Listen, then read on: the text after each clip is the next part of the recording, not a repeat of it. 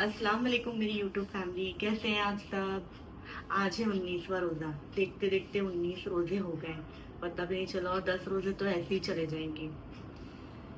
तो अब मेरे को ये नहीं समझ में आ रहा है कि खरीदी वगैरह के लिए भी अभी नागपुर पूरा बंद है, तो खरीदी कैसे करना। और उस दिन मैंने 17वें रोज़े पर कुछ सहरी में कुछ चीज़ें बोली थी, तो कुछ लोगों को ना पता है आवाज़ मेरी समझ में नहीं आ रही थी, क्योंकि सहरी के समय मैं थोड़ी स्लोली बोल रही थी।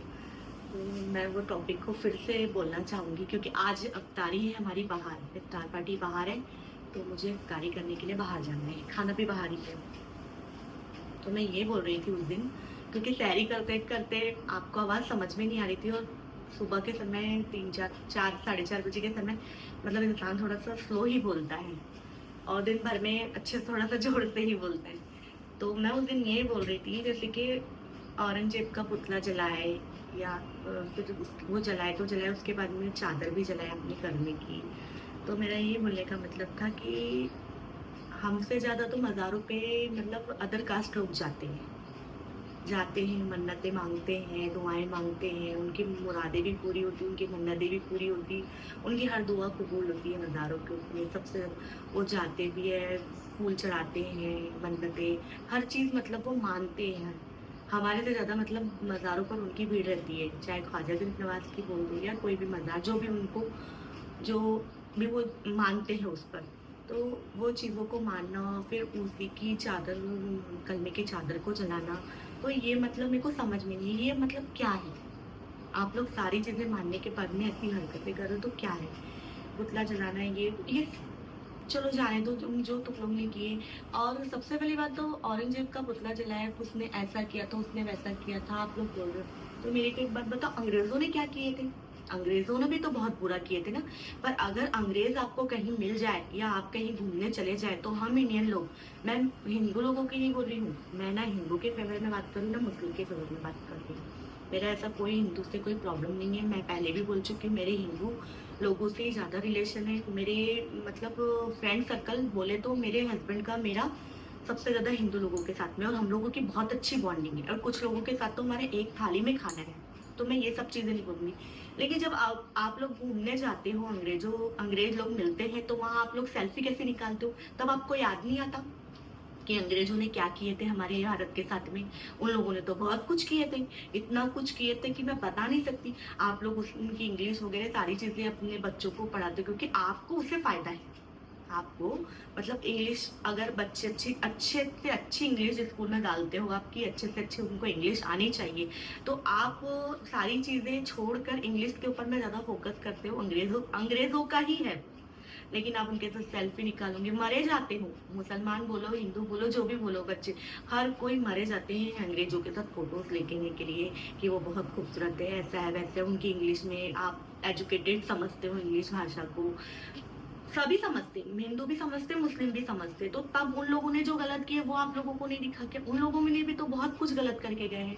उन लोगों ने तो हमारे देश के साथ में पूरा पूरा खराबा करके गए थे। वो तो हमारे पुराने लोग ही थे जिन्होंने हमारे भारत को आजाद करवाए। आज हम इतने सुकून शांति से बैठे, तो आप लोगों को सुकून शांति समझ में नहीं आ रही क्या। जो लेते हैं हिंदू मुसलमान करते रहते हैं, हिंदू मुसलमान, ऐसा कुछ नहीं है, ऐसा कुछ भी नहीं है। सबके मालूम है क्या, सबका मालिक एक ही है, ऊपर वाला। और ये जो तुम आप किसी के साथ में, मुसलमान के साथ में गलत कर रहे हो, हिंदू के साथ में गलत कर रहे हो, जो भी कर रहे हो ना, इसकी भरपाई मालूम है क्या, इसका हिसाब ऊपर वाला बहुत अच्छे से लेना जानता है। मैंने उस दिन भी बोली, आप किसी का 1 लाख का नुकसान करते हो, तो आपको अल्लाह ताला ऊपर वाला हलाकान करेगा। 1 लाख की जगह आपसे 4 लाख कब ले लेगा पता भी नहीं चलेगा, और वो लेगा, क्योंकि उसको ऊपर वाले को हिसाब करना बहुत अच्छे से आता है। तो क्या मतलब है, जब भारत आजाद हुआ, हर चीज से हम लोग अच्छे फ्री फ्री हैं, तो ये हिंदू मुसलमान लाते हो, कभी औरंगजेब को लाते हो, कभी इसका पुतला उसका पुतला, नई नई चीजें बाहर लाते हो। वो लोग, मुस्लिम लोग अपनी लाइफ जी रहे हैं, हिंदू लोग अपनी लाइफ जी रहे, जीने दो ना यार। अभी मार्केट बंद है तो क्या, ईद ईद चलो ठीक है, ईद की खरीदी नहीं होगी, तो बाकी भी तो जरूरतें हैं ना, उसकी भी तो खरीदी नहीं हो रही है। वो जरूरी नहीं है मुसलमान की खरीदी रुकी हुई है, सबकी खरीदी रुकी हुई है। ईद ईद तो वैसे भी देखो, खरीदी हो या ना हो, ईद तो होनी है, हर हाल में ईद होगी, ये तो सभी को मालूम है। तो उस दिन पता है कि मैंने ये सब सारी चीजें बोली ना, तो सैरी में शायद तो किसी को समझ में नहीं आ रहा था। और वैसे भी मैं थोड़ा माइक लगाकर करने वाली हूँ ईद के बाद में जो भी ब्लॉग बनाऊंगी, क्योंकि सुनने किसी को नहीं आता है। मेरे को बहुत से लोग पर्सनली डीएम भी करते हैं, और जो मेरे पहचान के वो भी बोलते हैं कि बाजी आपकी आवाज़ सुनी नहीं आ रही थी, हम आवाज़ नहीं आ रही थी तो हम मोबाइल को कान में लगा कर सुनते थे। पर हमने पूरा व्लॉग आपका देखे तो मेरे को बहुत खुशी होती है। कुछ कम लोग ही देखते हैं मेरे ब्लॉग को, पर देखते तो हैं। और जैसे इंस्टा पे मैं एकदम प्रोफेशनल नहीं थी, अभी भी नहीं हूँ वीडियोस बनाने में, पर मैं धीरे धीरे होगी। तो वैसे यूट्यूब पे भी मैं ब्लॉग बनाते बनाते प्रोफेशनल हो जाऊंगी, आज नहीं तो कल बन जाएगा। नई प्रोफेशनल बनूंगी, लेकिन मेरे को जितनी तसल्ली मिले मैं उतना तो व्लॉग बना सकती हूँ। तो बस मेरा यही बोलने का मतलब है कि कोई झगड़े फसाद करके कोई मतलब नहीं है। पूरा बहुत लोगों ने करके गया है, बहुत लोगों ने अच्छा करके गए हैं। हम अच्छाई बुराई अगर पकड़ के ना चले, जो प्रेजेंट है हमारे पास में, जो इतना अच्छा मतलब हमारा देश है, सबसे ज़्यादा अच्छा देश हमारा इंडिया है, तो उसको अच्छे ही रहने देते हैं ना। ये जबरदस्ती मालूम है कि कोई मतलब नहीं है। और फिर पता है क्या, मुस्लिम लोगों का भी बोलने का मतलब सही आता है ना, कि जिन्होंने गलत किए उनको आपने अरेस्ट नहीं किए, और जिनका खून खौला मुसलमानों का, आपने उनको अरेस्ट करके रखे और उनको मारपीट कर रहे हैं। मैंने सुनी हुई है कि अंदर उनको मारपीट करे, तो कोई मतलब नहीं है। भरपाई देखो, मरना तो सबको है, कोई यहाँ जीने नहीं आया है। किसी को 40 में मरना है, किसी को 50 में मरना है, किसी को 60 में मरना है, तो किसी को 80 में मरना है। 80 के ऊपर तो वैसे भी अभी इतना अच्छा खाना पीना तो हमारा है नहीं, कि तो मरना तो हर हाल में। आप उसको अंदर मार भी डालोगे तो बेवकूफ कोई फर्क नहीं पड़ेगा, क्योंकि वो तो अच्छे के लिए लड़ा ना हो, कि कलमे की चादर क्यों जलाए। अभी आपके भी कोई भी चीज को अगर जलाते हिंदू के, तो हिंदू लोग भी भड़केंगे। तो मैं बोल रही हूँ कि किसी के धर्म की चीजें जलाओ ही मत, किसी के धर्म के बारे में बुरा बोलो ही मत, क्योंकि धर्म यही बोलता है किसी के मजहब को गलत मत बोलो।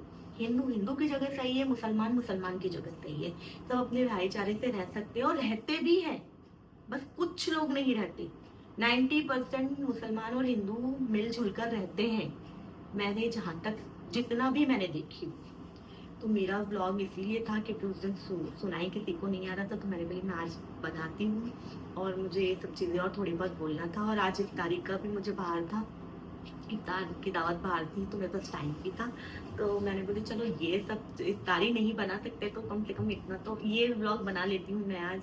तो बस मेरा यही बोलने का मतलब था कि मज़ारों की चादर, क्योंकि मज़ारों की चादर आपने जलाए तो आपके ही रिलेटिव्स बोलो, आपके ही कौम वाले बोलो, आपके ही मतलब बिरादरी के बोलो, उन लोगों ने वो चादर कहीं ना कहीं चूम कर मन्नतें मांगी होंगे, दुआएं मांगी होंगी, वो दुआएं कबूल हुई होंगी, आल औलाद के लिए मांगी होंगी, उनके घर में बेटा बेटी पैदा हुए होंगे, तो वो चादर को चूम कर भी हुए होंगे।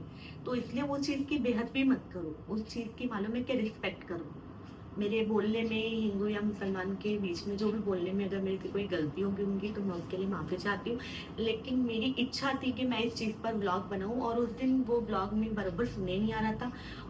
अल्लाह करे ये व्लॉग में आपको बराबर सुने आए, क्योंकि मैं व्लॉग अकेले शूट कर रही हूँ, कोई है नहीं पीछे कैमरामैन की जो शूट करे और बताए कि आप सही बोल रहे हो या आपका फेस बराबर आ रहा है। हो सकता है मेरा फेस बराबर ना आए।